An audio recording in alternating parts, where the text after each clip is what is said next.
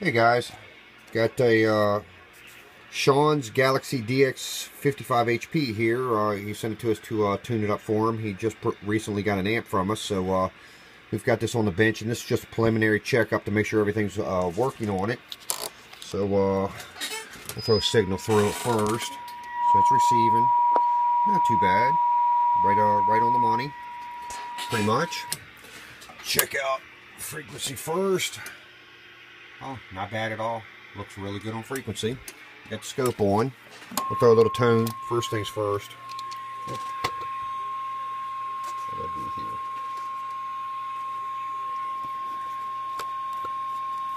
Horsepower. There it is. Okay. Just to give you all a heads up, we're at a little over 2 watt dead key.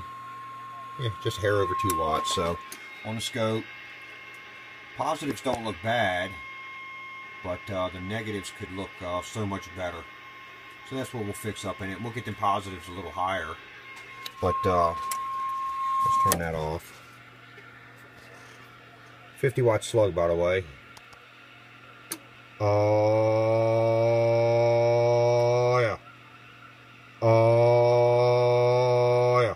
4.5. We'll be back with an update. Alright guys, back on Shawn's radio, got everything done up, lid's back on it. Let's get on with the show. Got the scope up there, throwing the signal through it. Let's see if we can't get a better little picture of it. So there you go. Negatives look great, man. 200% modulation.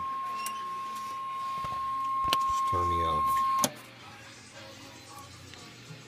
50 watt slug, RMS first. Same dead key as before. Oh,